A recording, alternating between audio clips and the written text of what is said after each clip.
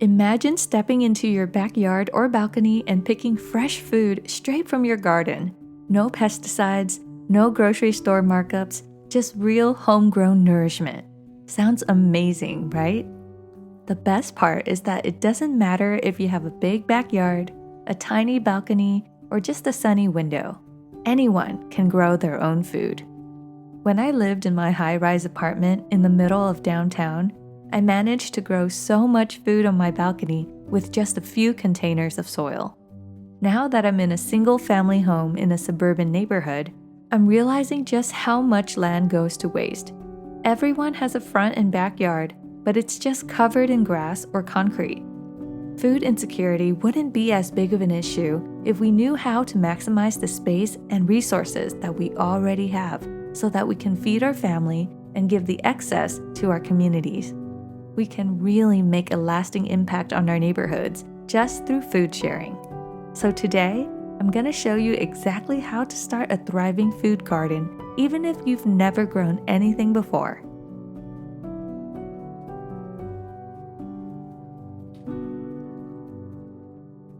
Step 1. Choose the right location. Think of the different spaces in your home or garden as microclimates.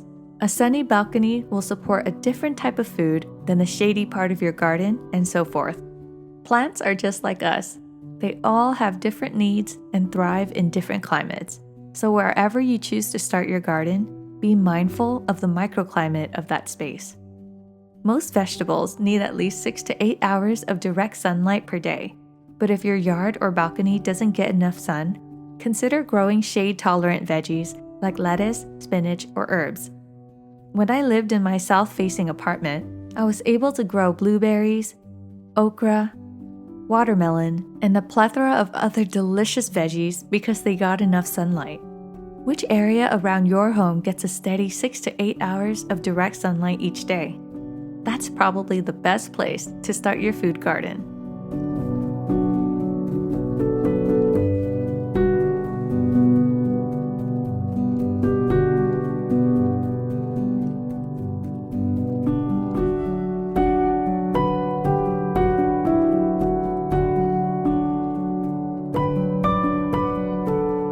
Step 2. Enrich your soil. Remember the parable of the sower, the story that Jesus told in the Gospels? A farmer was scattering seeds on different types of soil. Some seeds fell on the path and were eaten by birds. Some fell on rocky ground and sprouted quickly, but they withered without roots. Others fell among thorns and were choked out. And some fell on good soil, growing strong and bearing abundant fruit. Jesus explained that the seed represented God's word, and the different soils reflected the condition of people's hearts, whether they ignore his word, abandon it, are distracted by the world, or fully embrace it and live it out.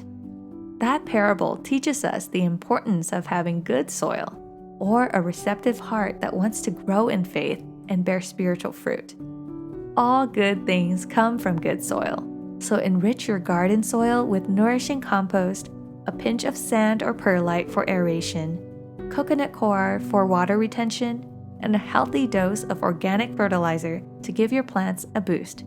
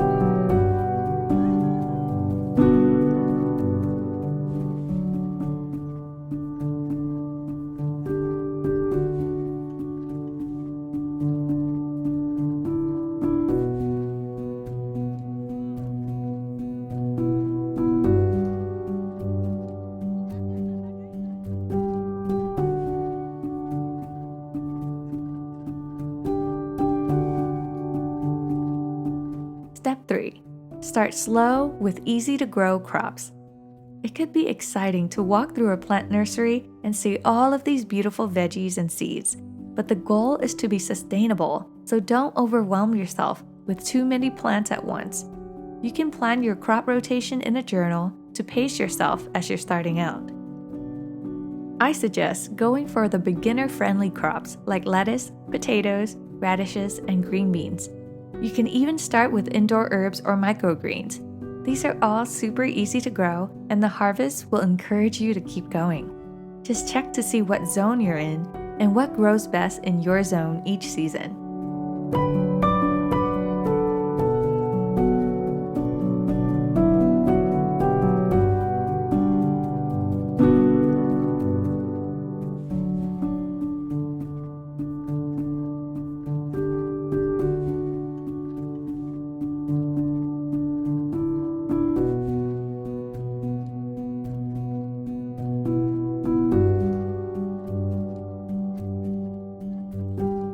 Step 4. Watering and maintenance. Watering is one of the biggest mistakes that beginners make. Too much or too little can both cause problems. A good rule of thumb is to water deeply 2 to 3 times a week instead of lightly every day. This encourages roots to grow strong. Mulch is also a game changer.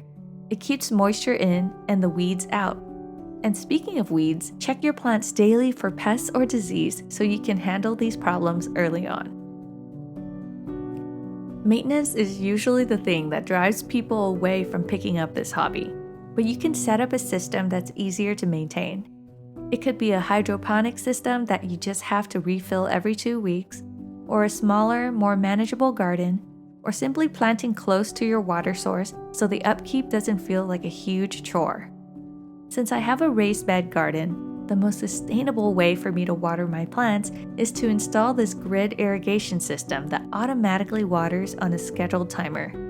Remember, we want to turn this hobby into a lifestyle, so it has to be sustainable for your energy level.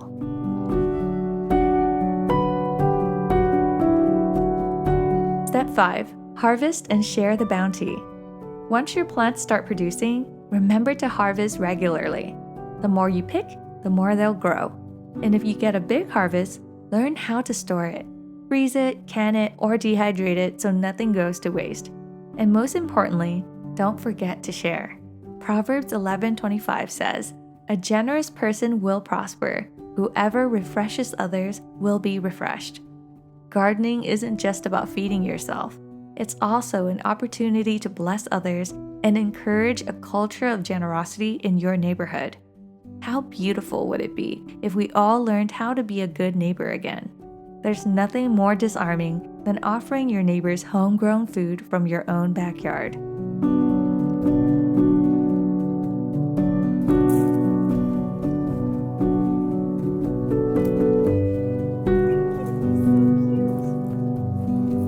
Here's the truth. You don't need a green thumb to start a garden.